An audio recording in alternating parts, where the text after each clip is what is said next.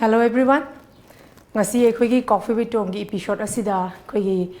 studio asida guest oina lengsin birakli basi ekhoi gi national gi thak khakta dana tana international gi thak tasu ekhoi gi Manipur bu sak tak liba as a designer, stylist, as a makeup artist. Hariba misak adu ate kana sunate Robert Naorem. Robert Naorem, welcome to our show. Thank you. Ahanba maktada aina Robert haizening basi isagi self introduction ima baba ichilina and dongi educational qualifications marik chumna haibiu ai isamak singzamai thoksom kai dagini ai pokpiba baba gi minna Naorem dizamani sing ima na thokchom rekha devi ai isamak hojek MPhil loire aduga PhD continue tawri adusu master di subject di aina tawriba profession ji ka chana dre ai master isamak master clinical psychology da lo shinjarapani aduga MPhil na National Institute of Mental Health and Neuroscience gi ai MPhil lo shinjabani aduga hojik na PhD continue tawri lo shilakadore doi ai gi thabak yachin mena maram oiraga ai hojik lo shandri currently okay ichin now akoi ahum ni ichi ani ga ai ga okay ya haidi Robert sing asagi fashion world sida natana Robert na introduce tok birakpagi matungina asai education gi matang sida su dikipatik thawai yaw male si se aina khangi bada haibdi thaina especially parents ki small pressure amasulai hai tare ko aduga adukak natana kariguma thaba ama taw matamda khoigi education yamda important oina thazai aduga taseng namak ai si field je changakani haibagi plan da mamang da pastor lairaga lakhi banattabani na sidi somewhere diversion ama I life ki dagi laibak na tamamba haigadra aduna ai tangkak madagi divert tawraga career da changiba oibani na aina ai future plan oina ai dum mamang da kai tawrakani haibagi plan da ai subject particular ama ai khanjaraga adugi area da dum injakibani aduna education change edubu changa kanda kona sum makha tarak point sum parents na mama hoina ibungo nang apambado BSc lo shilaga amtang taw hai degree lo rakanda dan dagi mu nang master work tang lo ibungo degree ke shinate hai jadi phare like arai bagai tammage ai na ai se makha su tamdagi bani dubu tamma akanda di tongan ba dugi nungai ba respect mangal amadi khoigi mirak changpa matamda miya mamang tilakpa amadi akhoina any film na changpa matamda thak wangna research tawgi haibatardi kitang education amadi tongan ba adugi kanaba maina thengazai adu ai life ta yamna haidi ai career de am chawba mating ma oiki yam chume haidi any haidi thabak ai sidi thabak ni na tra adu bu haidi education sidi adu kimatik much oi have ne ba adu sum yam nungai na wari sa se haidi wahang pakhong gi wa dagi kitang na thairaga ko ado sum amuk so hangjage keno se akhoi gi Tom TV se Manipur gi han ba first ever satellite channel ni ko hariba akhoi gi satellite channel si 42 countries cover tawri bane ba asigum laba satellite channel ma Manipur daga launch tawr pase kari feel how we yam nungai ba phawba mai harage Tom TV matang da recently I was in Paris France chappa matam da TV disu chapchan on tawr matang amne aduga ai se TV on tawr kana channel lo soiduna khuteng nam thoki bane ba ai khangau de ba aduga maitirong ngang ba thai ba ai chat chen tho bathroom ni chen tho tak yeng kan da Tom TV thok le rame ba aina si chat pra ai kan da ai chatminai vai colleague tuna si all over satellite chatpani na hai na I was really proud that like one of the channel from Manipur is going through internationally and somewhere people could able to see it akhoi ro dagi lot of people mapanda leiba khoi gi haidi Manipur gi news update tobo sangdaba dagi only TV gum madi yeng update sing tobo da khoi gi tongan ba culture amadi khoi gi phajaba mayam khoi world gi mafam da thongdaba sing TV gi channel through the CTV Tom TV through the chatpang amang mani haiba ya choba thajaba lei samaki experience ni mane chasu chatli bani makhata na su chat khidore bani Robert ko chatkana haiba thajaba su leise okay thank you I am nungai Robert ai khoina sum tajaba da Robert se makeup artist ne na tajaiba makeup artist oiramaga kamain tawdana fashion designer sida kamain fashion designer se amu oire ino kamain tawdana si kamain tawbino habetang habino makeup ti am kuire aina makeup tor ko se aina class 8 karing edigi 1998 matamdi da lupa chamna lorame lohong bai makeup ꯑꯗꯨꯁꯨ highest dato moina lupa chani pan gum lorme khoi lupa chahum na makeup chalame apam bagi one torambani makeup se aduna kuina sang professional ne lakane have de nung ta su khalude adubu ai mangla na chawam ne hai tare aduna Bangalore da ai muk makha ta ba 910 gi studies tor matung ai Bangalore da mu changa ki higher studies ki changa matung da makeup se ai dum college ki competition gum matau ba khot pa da ma chama su khar khasum aina hana sum manipuri le rap experience na chaduna ai tawjaraki ai samak MDU Manipur Dramatic Union da khoi makeup training ma cham tor me du yum khang padagi mu tokre khangna taw ki bani tuition chatni ne haira family support phang di family support supang phangi de okay aduna awabam oi aduna ai gi tung gi future gi plan chu ai beauty na tragana any designing field da di ai thodo pakhalu de aduna ai se 12 thar matung da mu entrance NIF ki National Institute of Fashion Technology entrance thai khalli du yumgi against da mu baba hoina mu future scope like ti habagi khanme sada mu kitang atumba nungai taba pam daba kenom phongtorok padi ekdum tam gidre pam da dum tam gidre adu matung da Bangalore da kuina layer amatung da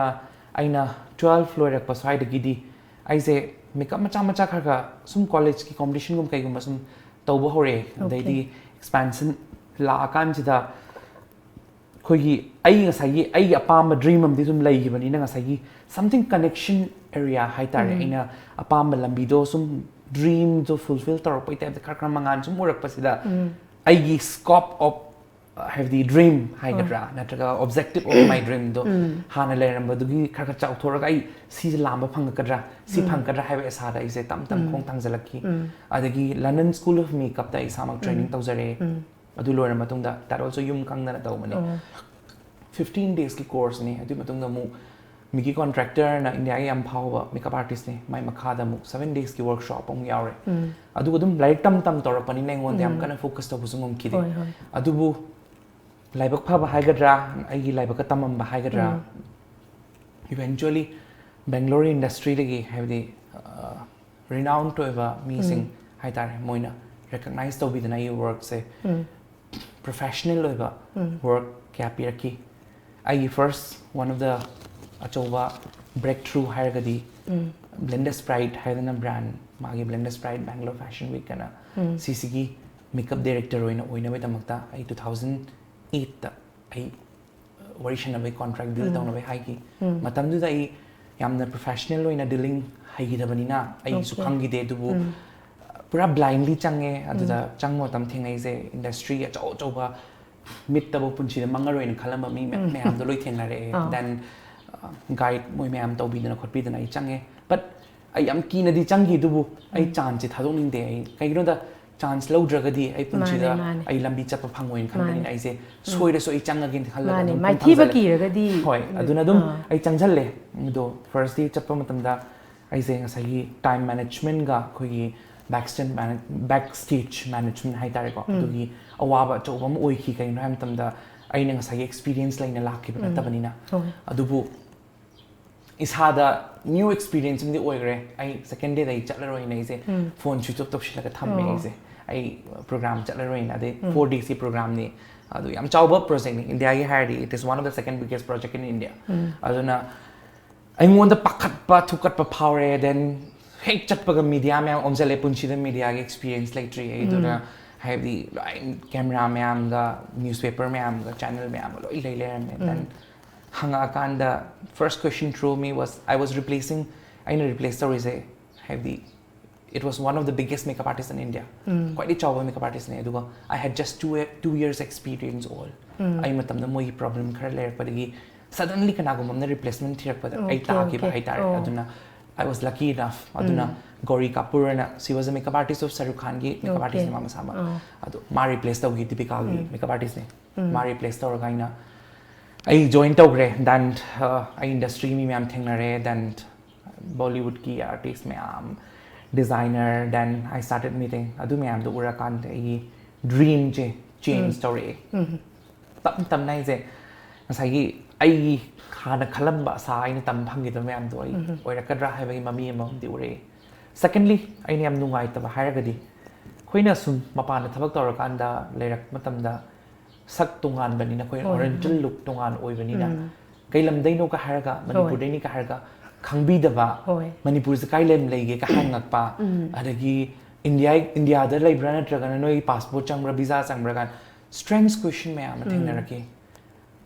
khana bu dum yauki aduga sounding bu su matang yauki bu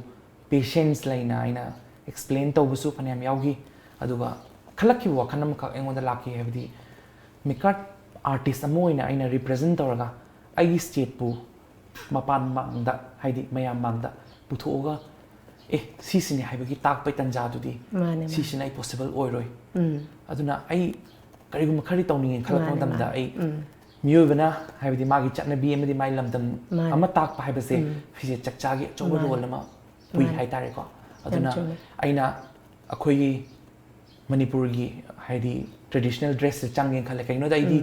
designing gi training tawruba natabanina aingonda western culture natra anything sumba patchangu matam da aingonda knowledge laite secondly I say akhoi gi laser mi po chi da ai changzalaga kaino research sauraga ai sida khut tharaga ma pan doina pukhalage hai se wakhan chap yung na khan gi then adugi lona ba chahi next year dagi dum ai say Tata Motors ki gari launch so bunu meta ai say designer oina I say ai garment uchagi na direct choreographers hire so moi ga kuina lona ram namun masa khanga bani na makeup tor ga dum chala bani na ut kheba dum akhoi gi manipur gi dress ado ihan hana haita na I say utki karai de pi chaba kot palai ken khangde kaithen dagi leiba fabric khar leiraga aina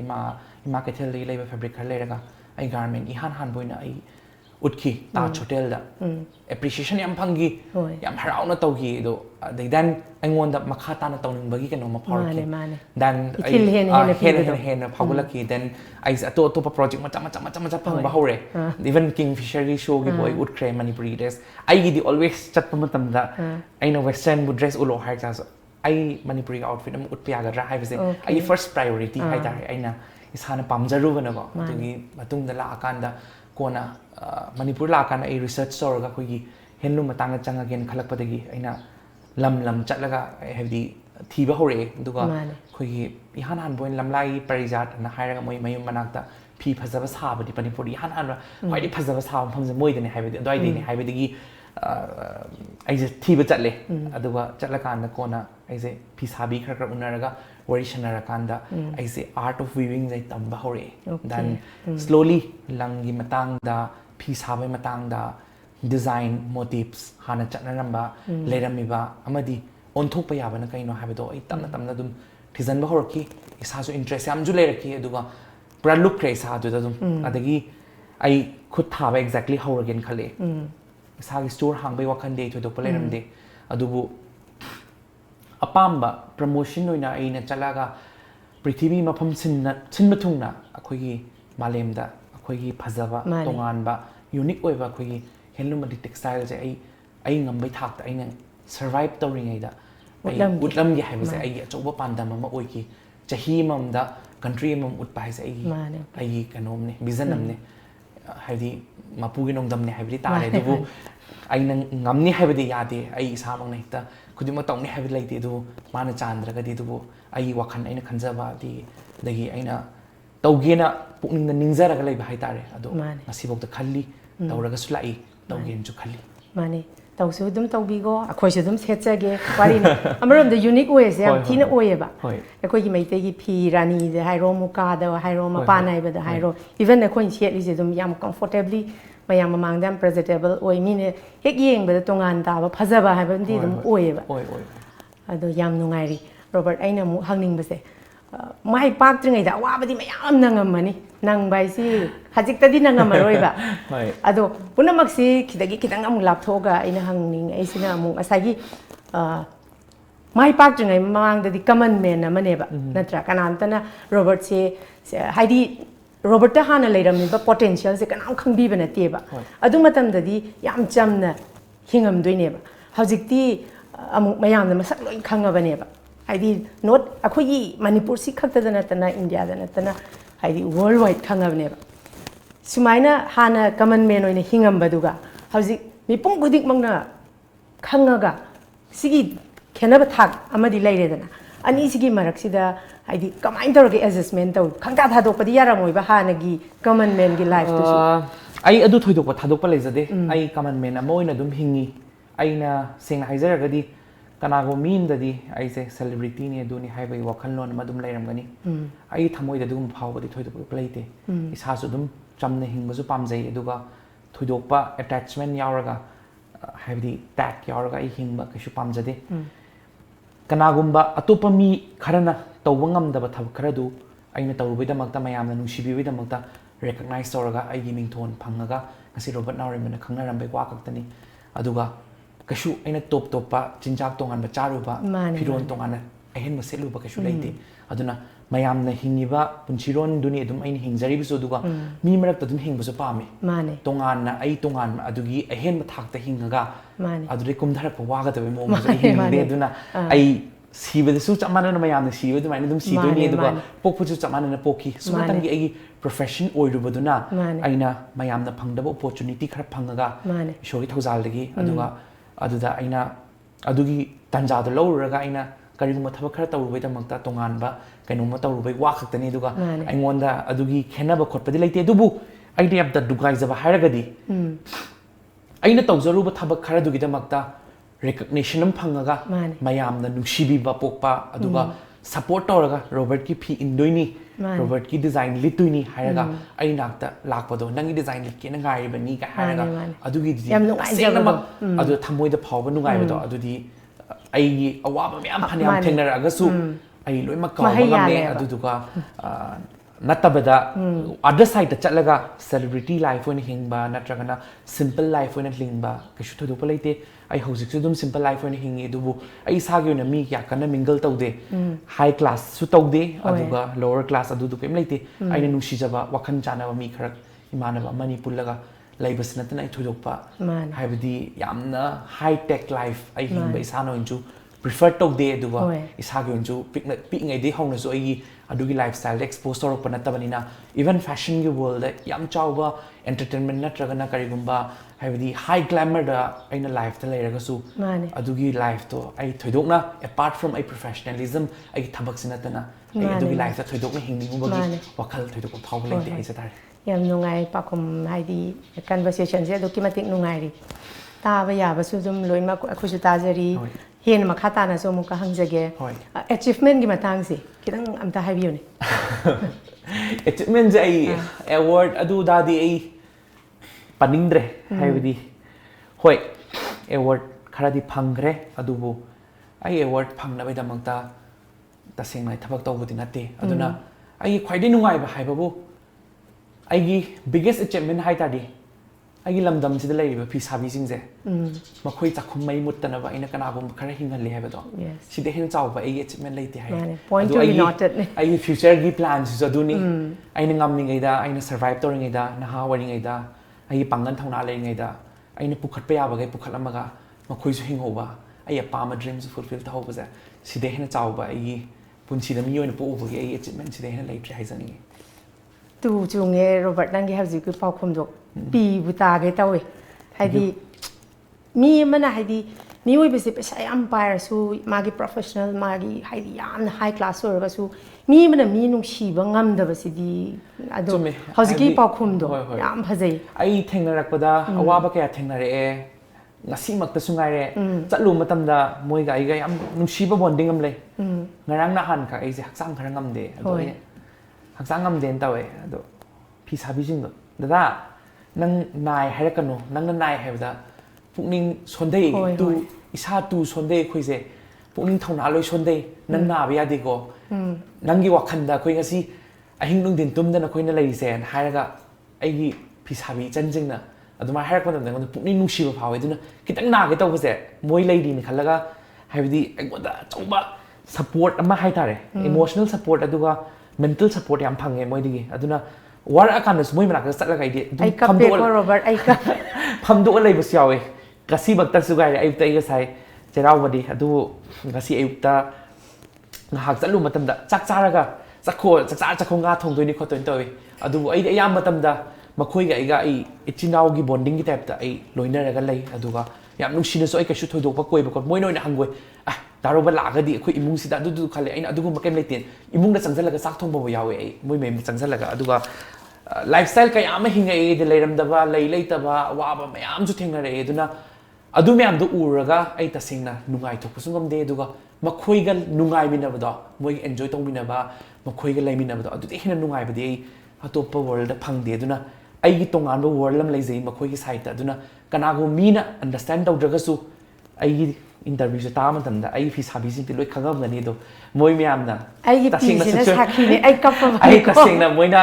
moi ama lady khanbani moi interview lobada kapte ai ngasi pi moina ya la moi ama lady khanbagi ngona chauba thauna ama oiraga khulai ama oiraga ai ngasi bokta chatli chachu chatkini ngambagi chingkhalam gini toksu torong gini ai ngambagai ai chahi ani khatangai manipur gi fil changakpa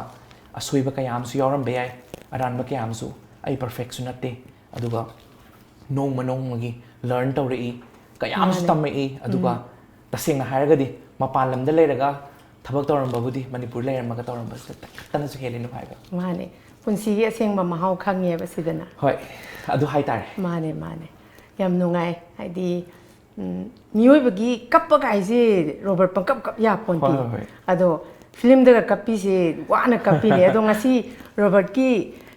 thamoi dagi asengba wahai do harakpadane ba khanghaudana interviewer mana mittagi pi ta ba se ai ngasi na bo han bani hai oiramgani haina khalli ko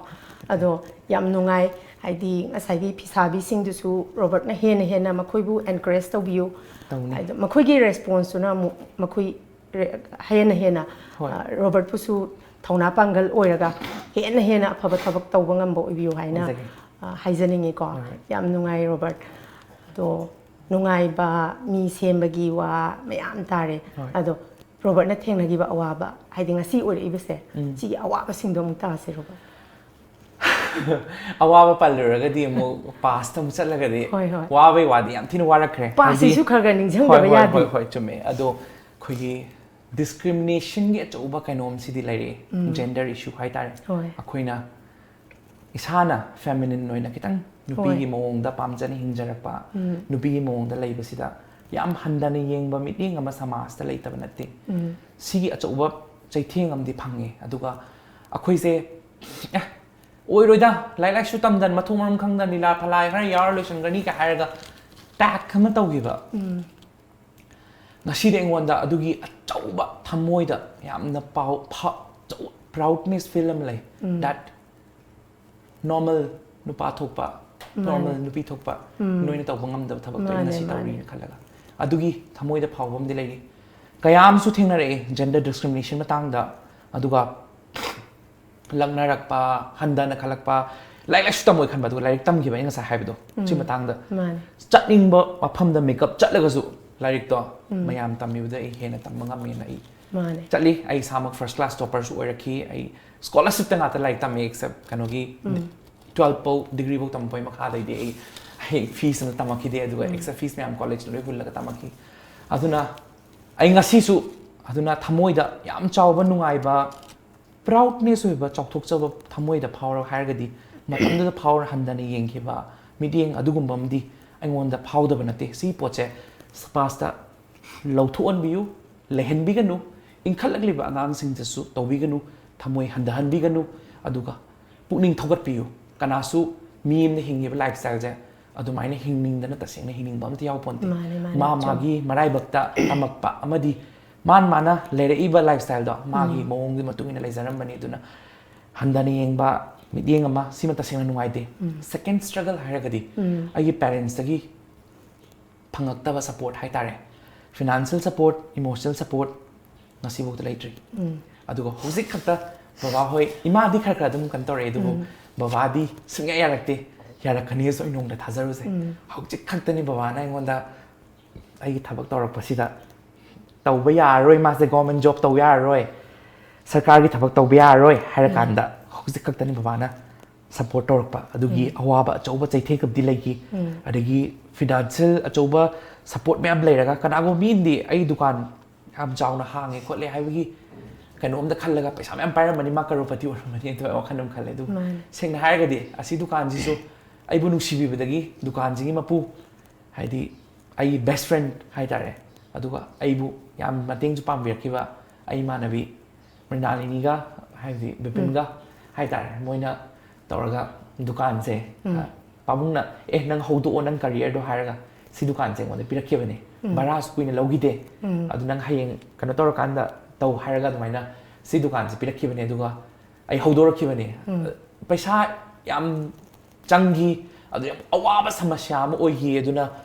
हौरगा लाकना होना मतमदा मयामना उबदि हुजिक चावरकांदा pot presentation दु खतंग उइ मनुंग थेंगनरक्पा अहिंग क्या तुमक्तबा makeup चलक्पा अदगी मपान lambda मयांग मरक्ता लेरगा थबक सुरक्पा हायरेदना अखोई सक्का तोंगाले दुना हंदाने येंगा मरक्तुदा खांगागा लाआगा मी म्याना चैरक पंगांगक्पा उसितना तरोक म्यामनो खांगा या करक ची खांगा नोमदी आई मखोई आई मखा तरोकिनि कोन खल्ला खांगक्पदना अदुमाइन तोरगा लाकदुना अदुगी अवाबा चौब थेंगनरक्तबा नते दगी financial problems su lerakta nate haibadi aham horak matam yam wai aduga handloom gi business di acho business am oibani na haibadi lak tara ka shunate haibadi phi cham phana phangde hoji matam da aduna dukan am torok matam da choba samasya ma thengnaraki adagi yengsan ba manipur da adagi chingdhana hona ba blackmail torak pa mayam su mu thengnare adudi ai thoina khalude kaina tamda adu mayam doi khalle ragadi hai kakhat pasung amare aduna adum badik thoina urude dubu achauba struggle amdi ai part of life ta ai yam kupna detail haidi am su sangdokrani dubu thengnarakta banate achauba ma hairagadi ngasai jagi gender discrimination achauba moigi family support phangta bade achaubam su oigi financial problem na maram oiraga aina apam tamakhidaba adu mayam su oigi dubu adumak na oirsu aina ngasai gi tamge khallaga Panghaudaba National Institute of Fashion Technology have a Government of India Makada Labor Institute se I shuktam tamakide educational qualification fashion designing the karigum talerki du I have experience of chahi 16 years ki experience lera kanda makhoi college na I qualification amat yaudana I was awani lokshan ki I isada tu chung phau ki ai lai bakat la change same college da ai admission tam phang ki de ai lai bakat la chang tung da ai je styling gi assistant professor and guest lecturer ina kauraga fashion communication department ki master student second year ga BSc final year satra ga ai guest lecturer ina ozawe phang ki satra oi badi phang gi dre lai takpiyo phang dre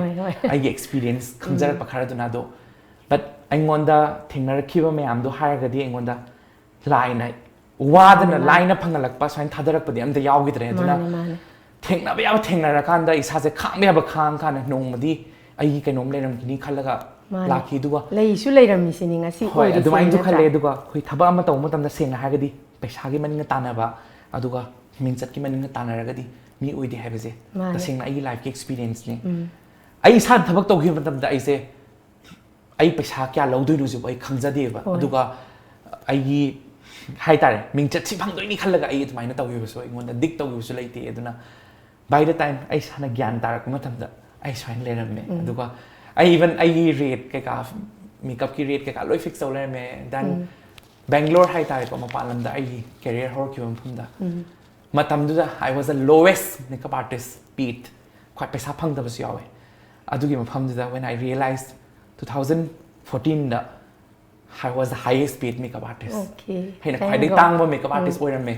then have the effort to wada ba yadut ki budo do ai nong da su khallude do maina oirakane haba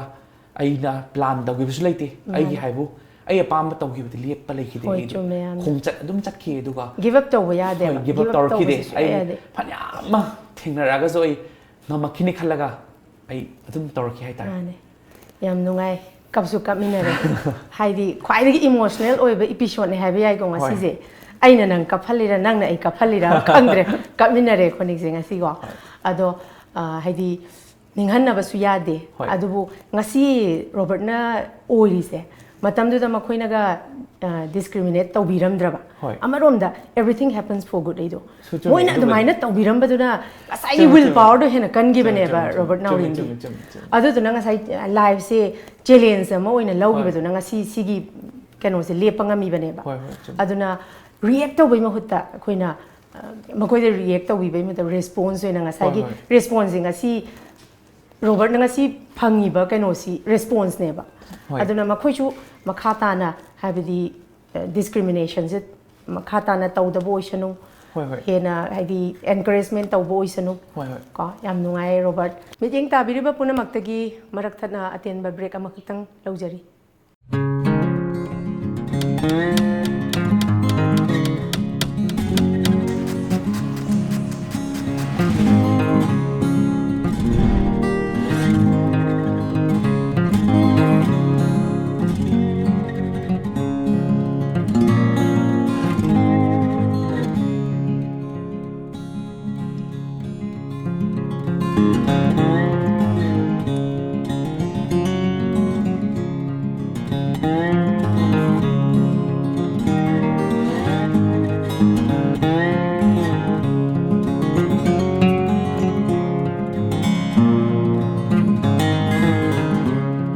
Advanced booking for events, conferences and party, 50+ covers.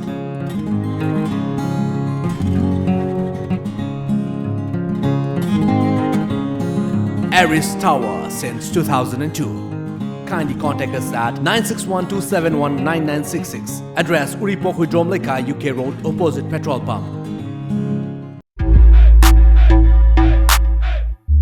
Thawayam nungai taba malida. Ningan ba tawguno mipal tangdana nasagi honno jamantana hinge khalabadi khudong chaba kayama leirisidi senja thumja yaudana isagi humang mamaltana nungai ni hinge khalabadi adongi damakta aikhoi leizari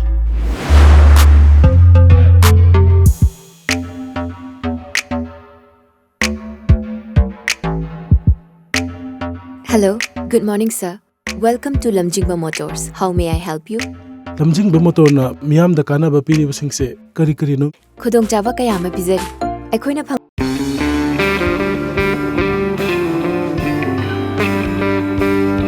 Well, this is true. No matter where we're at and how busy we were, we may not get the time to spend the whole day together, but a time always brings us together when we are dining, especially when gathered around such divinely crafted amenities.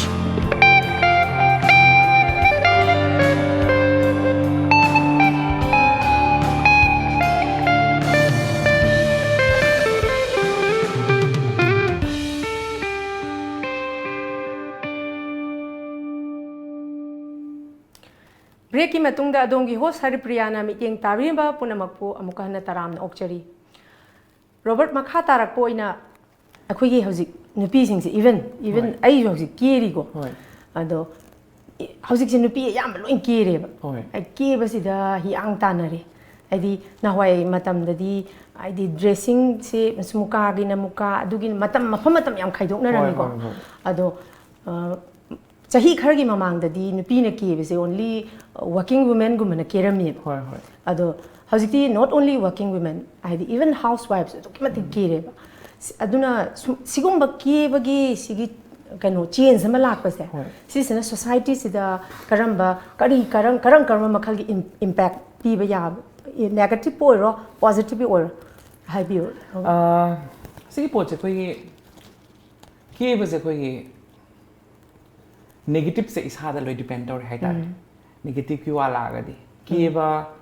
haiba poche isagi tamakta yam phai haizani it's a welding self confidence ni nangwon da kening ba phor pa haise nang manu nungai ba phor kanda ta sengna mingsen yengning bane ba nang thawai nungai traga natraga nang kappale ga nang kiyo di keshu yaroi ba duna nangwon da positive energy ma positive vibe am laira kanda kerak pani nangi confidence level hengali personality level hengali aduga nangwon da lifestyle ki no sum hengali aduga isha da loinmak depend tawe haiba tare tasengna hairagadi keraga character lose tawni haibo pham leite aduga kedraga character lose tawro haiba su leite aduga kanago mi champut amna su dum mane sigi matang sida ne ba aina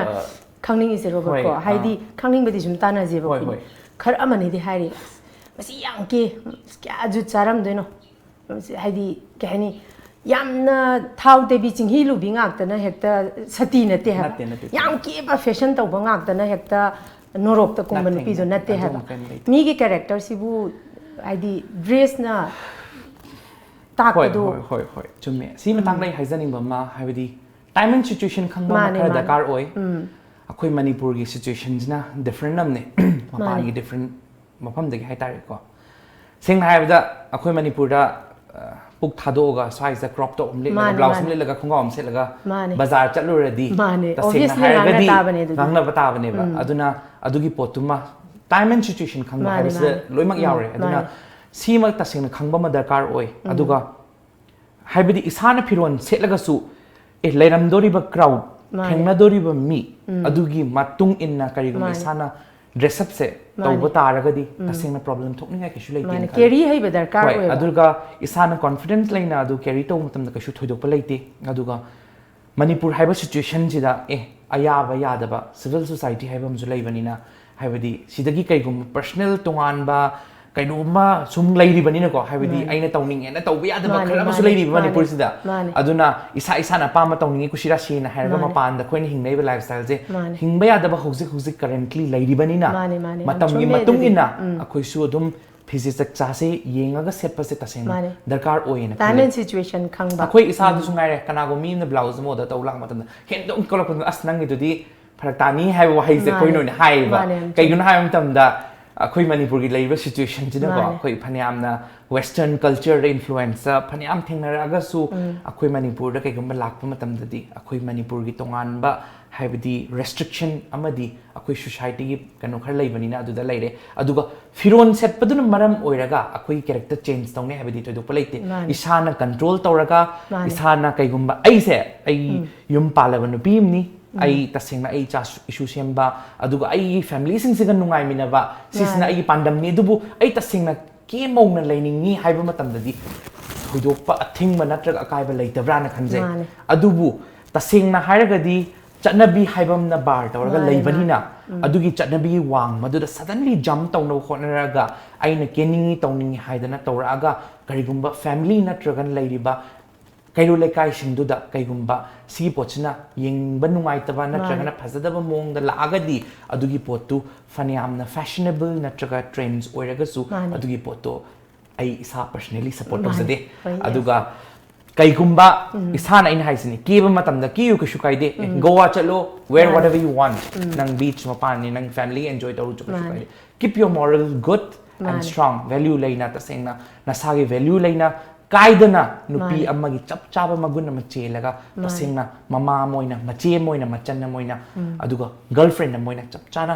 ꯂꯩꯕ ꯃꯇꯝꯗ ꯀꯩꯁꯨ ꯊꯣꯏꯗꯣꯛꯄ ꯀꯩꯝꯇ ꯂꯩꯇꯦ your dress your makeup doesn't define your character ꯑꯗꯨꯗꯤ ꯑꯗꯨꯅ ꯀꯩꯝꯇ ꯅꯉꯣꯟꯗ ꯑꯍꯦꯟꯕ ꯀꯩꯝ ꯂꯩꯇꯦ ꯅꯪꯒꯤ ꯀꯣꯟꯐꯤꯗꯦꯟꯁ ꯅꯪꯒꯤ ꯍꯥꯞꯅꯕ ꯅꯪꯒꯤ ꯕꯤꯜ ꯇꯧꯖꯕ ꯅꯪꯅ ꯀꯦꯔꯤ ꯇꯧꯕ ꯉꯝꯕ ꯄꯣꯠꯇꯣ ꯅꯪꯅ ꯋꯦꯌꯔ ꯇꯧꯖꯕꯅꯤ ꯑꯗꯨꯒ ꯀꯦꯔꯦꯛꯇꯔꯁꯤꯗꯤ ꯑꯩ ꯏꯁꯥꯅ ꯀꯟꯇ꯭ꯔꯣꯜ ꯇꯧꯔꯒ ꯏꯁꯥꯅ ꯂꯩꯖꯔ ꯃꯇꯨꯡꯗ ꯑꯩꯅ ꯁꯦꯠꯅꯤꯡꯕ ꯍꯣꯏ ꯁꯦꯠꯅꯤꯡꯕ ꯗ꯭ꯔꯦꯁ ꯁꯦꯠꯂꯦ ꯍꯥꯏꯅ ꯕꯤꯀꯤꯅꯤ ꯁꯦꯠꯂꯒ ꯆꯠꯂꯨꯕꯕꯨꯗꯤ ꯌꯥꯗꯦ ꯑꯗꯨꯕꯨ ꯑꯗꯨꯃꯛꯅꯕꯨ ꯃꯌꯥꯝꯅ ꯆꯠꯅꯕ ꯌꯥꯕ ꯃꯑꯣꯡꯗ ꯀꯦꯅ ꯃꯧꯅ ꯐꯖꯅ ꯂꯨꯅ ꯂꯥꯟꯅ ꯑꯩꯒꯤ ꯐꯦꯃꯤꯂꯤꯒ ꯑꯩ ꯐ꯭ꯔꯦꯟꯁꯤꯡꯒ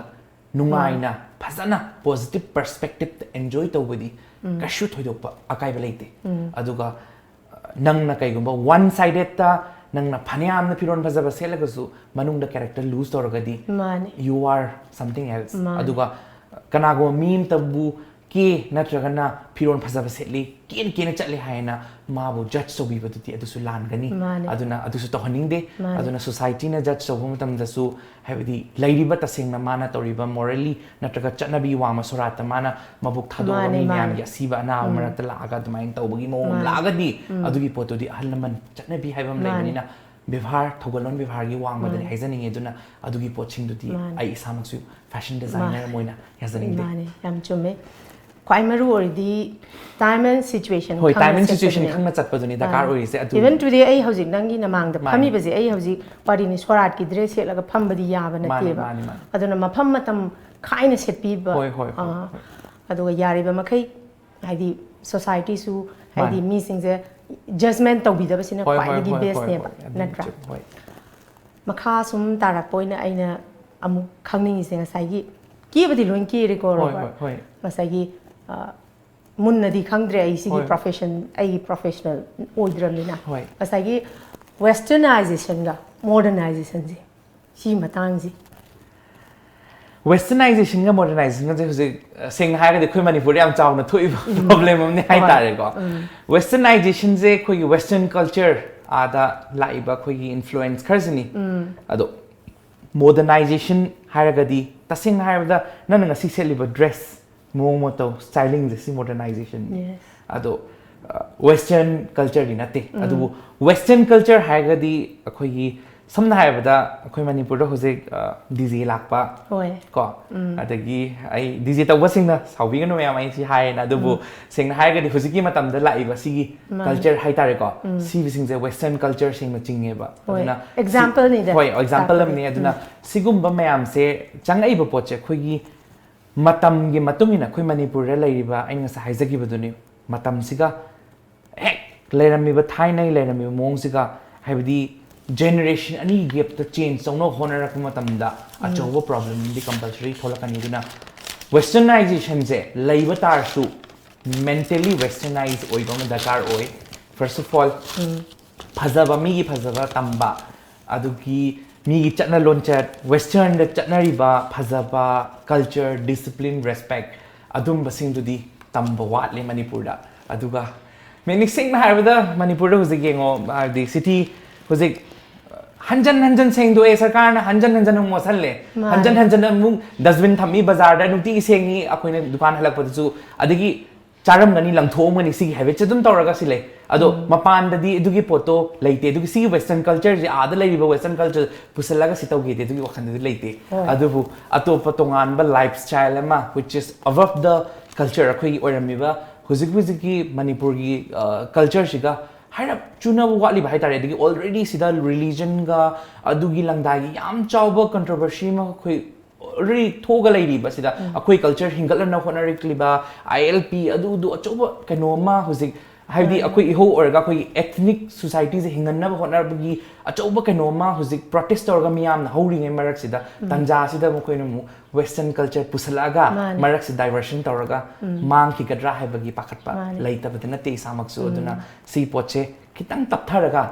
tungi mirol da generation khara la matung da matang matam chana pusalaga chunggadra khale adubu hoi modernization city different am ni modernization is like akoi hujik kurta set po oiro sandal dong bo oiro khoina mong am da matam gi matungina thaini matungina pidon chingkhala selu bazri yadre aduna hujiki matungina lakpagi matungina matam gi matungina slightly khara change laga akoina modernize oirakpa haitare ko samna da ai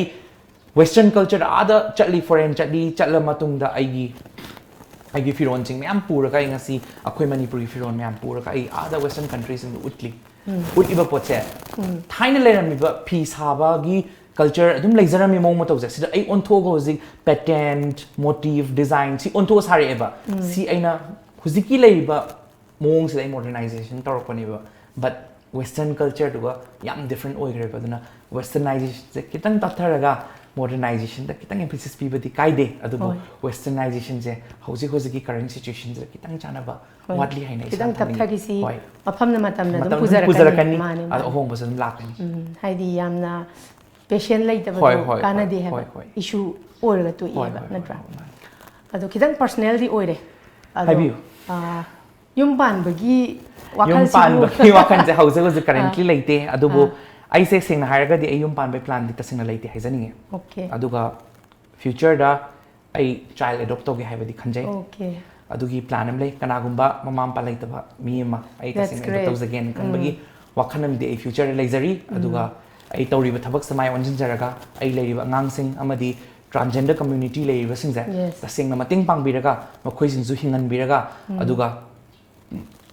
confusion da laita masagi gender bu tasing ai shimang ne khanjaraga tasing society de kan hot nazari ba ngang sing makeup artist adigi leiri ba ngang sing ja mating pang biraga society dai tasing na lepol hingi ha ya sa ma leise yam phazai yam nungai ta bada ko haidi yum ban ba ngak tana haidi mayam gi wakhal da khali sidi ke haini yum ba laga di generation le hodraga di si je ko pagi mai yandre ga hai ko engon da dugi mo khal leite ado yam nungai ri akoi gi coffee with Tom gi segment amakak yauri ko sigi segment se ngaktang kano taw si ko segment se di ko na Tom gi wahang adong gi pakum haina hai aina wahang si thuna hang aina wahang si hang ba Robert na kan thinda na thuna pibirak ko rapid fire hoine Hoi. ahanbada aina kana Robert ta hangjadoise Hoi. karigumba Robert si nupi oina poklamagadi kari oibiba pambi gani ai hujing ma isana tawribase sima adum tawjagani yam faze Hoi. then anishuba question go Hoi. isai ga jagoi ga se karam bane hen pam isai pam ju isai mate an saktoy ba jagoi pam ju pham pham na jagoi mate an sa bi ni ko ai adudi isai oina khallai jagoi saawing ngamro jagoi ni hainingi adubu ai sa se isa masu pinge da jagoi gumba khara adum pamme mai adusu adum folk kum yam pame manipuri folk ta adubu ai sengna hai isai san pui ta ni ai vocal ju fazade aduga isai jam kan ngangde adubu kay haidano kang isai saktoy sa ai matha sare amai ta sakpiro tara se achikpa ahengi minglava thabalda nungsiba nangna karigi warauriba oina jaba nangi na tauduna hena hena nungsire hena hena nungshire. wow Thank you. kai haita banu sa yam faze and then ahum suba question go Right, have you? karigumba akoi gi Manipur gi film actress sing ji dagi yung pan da ba ya de na har ka duine ba moi marak te ma khallaga pan mina duine ba kana khan gani Hais, madulu famne.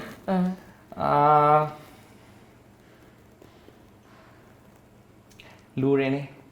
Ai sing na haragadi ai thaining actress ta haraga kaigumba ai hairam bataragadi Kamla Singh na pamse. okay yai kasu kai Yamna ai fazai ma yamna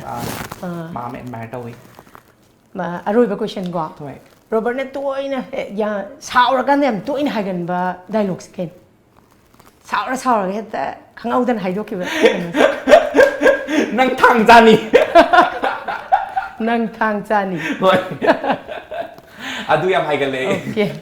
yam nungai re id ngasai gi professional de ki kitang thaidoraga ngasai ahamba break mamang dadi Hoi. ichinau kap mina grabani Hoi, hoi, hoi. hojikti hak nok tabasu ya ponte natra yum han bada nungai no ga han je ba Hoi, hoi. ado yam nungai re ko Robert akoi gi lamjing ba ki part ama soi ba jinjak.com gi mai kai dagi gift hamper ma pijari loksan view Thank you so much. Robert Naorem na ngasi chilaba matam kai thokpiduna wari watai sanabagi tanja ama pibibase amuka hana ai isa Haripriya gi maikei dagi loina na khogi Tom TV gi maikei dagi adom amuka hana taram na ukcheri and all the viewers ngasi gi khogi Coffee with Tom episode matang asida lotion jare yeng tabi ba punamak tagi kaina na ba yathang ni jari